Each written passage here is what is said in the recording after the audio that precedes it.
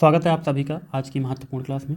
भक्ति काल की 5वीं क्लास, जिसके अंतर्गत हम सभी लोग महत्वपूर्ण प्रश्नों पर अध्ययन करेंगे।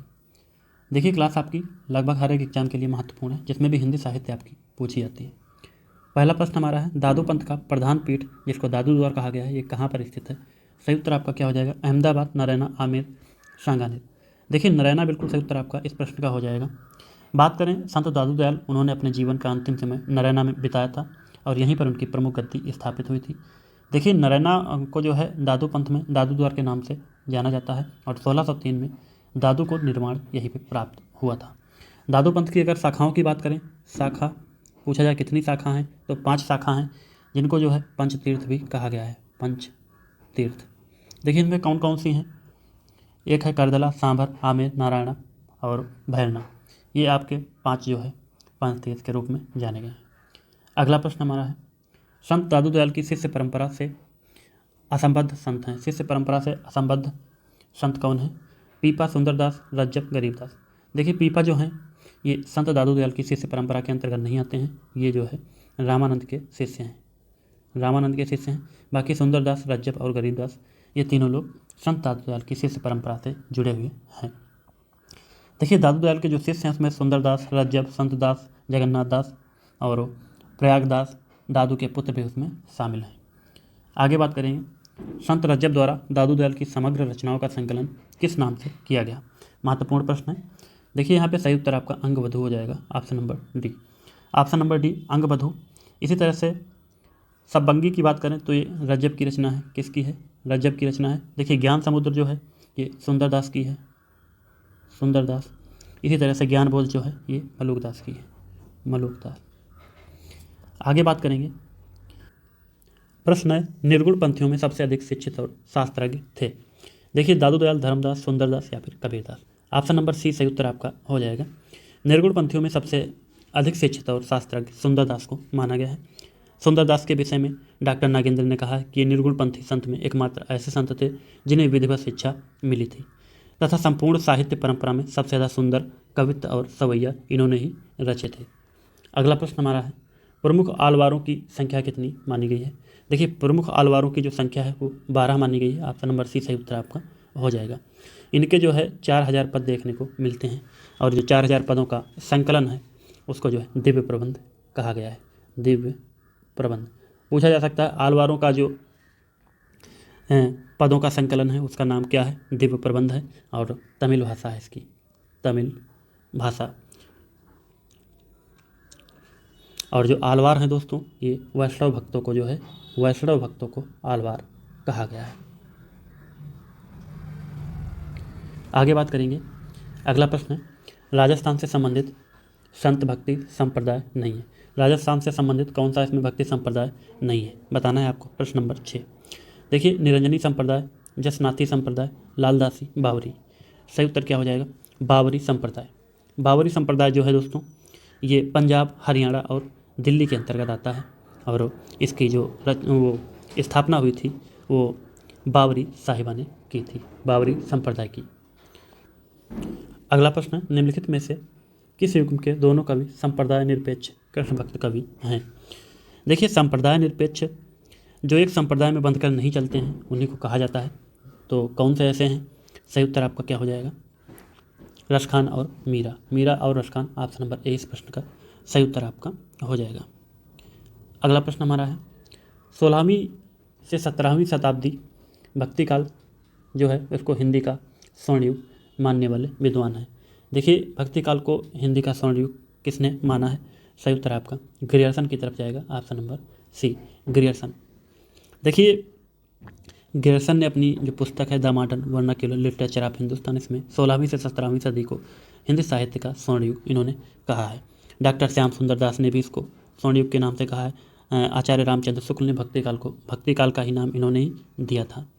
आगे बात करते हैं, दार्शनिक विचारधारा की दृष्टि से भेदवादी विचारधारा से संबंधित संत का नाम है।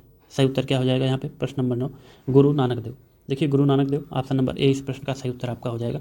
सिख धर्म के संस्थापक ये थे और बात करें विदेशी जो आक्रमणकारी थे उनके खिलाफ लिखने वाले सबसे पहले संत इन्हीं को माना गया है।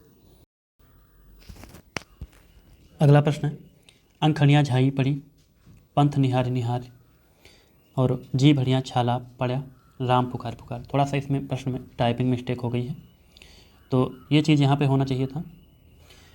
तो कहा गया है इस साखी पर मुख्य प्रभाव किसका है।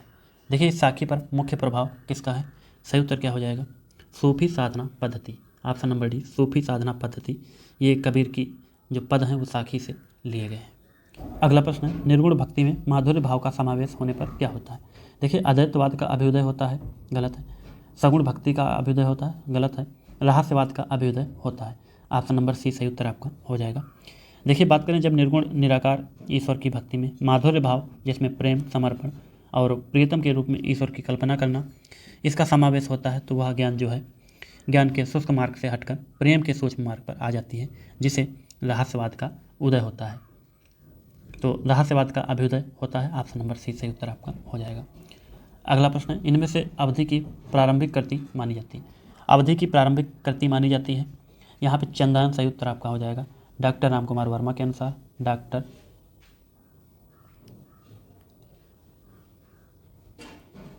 रामकुमार वर्मा के अनुसार बात करें, डॉक्टर रामकुमार वर्मा ने जो मुल्ला दाऊद की रचना है, ये किसकी रचना है, मुल्ला दाऊद, इनकी रचना को अवधि की प्रारंभिक कृति मानी है। इसी तरह से जो आचार्य रामचंद्र शुक्ल हैं, उन्होंने मृगावती जो कुतुबन की रचना उसको माना था। हजारी प्रसाद द्विवेदी ने सत्यवती कथा जो है ईश्वरदास की, उसको जो है अवधि की पहली रचना माना है। अगला प्रश्न है, इनमें से तुलसीदास की किस रचना की भाषा अवधि नहीं है। कौन सी रचना की भाषा अवधि नहीं है, बताना है आपको। रामचरितमानस, कवितावली, जानकी मंगल, रामलला, नाछू।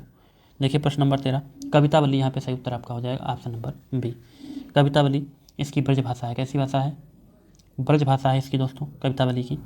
और ब्रज भाषा की जो और रचनाएं हैं इनकी, जिसमें विनय पत्रिका है, दोहावली, गीतावली आदि हैं। इसके अलावा एक वैराग्य संदीपनी है, वो भी जो है ब्रज भाषा की रचना है। अगला प्रश्न है, उत्तरी भारत में राम भक्ति साहित्य का मूल प्रेरक किसे माना गया है। देखिए उत्तरी भारत में राम भक्ति साहित्य का मूल प्रेरक जो है किसे माना गया है, यहाँ पे सही उत्तर रामानंद जी को माना गया है। ऑप्शन नंबर ए सही उत्तर आपका हो जाएगा। उत्तरी भारत में जो राम भक्ति का प्रचार प्रसार रामानंद ने किया था, और रामावर्त संप्रदाय एक है, इसका प्रवर्तन भी इन्होंने ही किया था। तुलसीदास की रचना नहीं है, तुलसीदास की इसमें से कौन सी रचना नहीं है, बताना है आपको।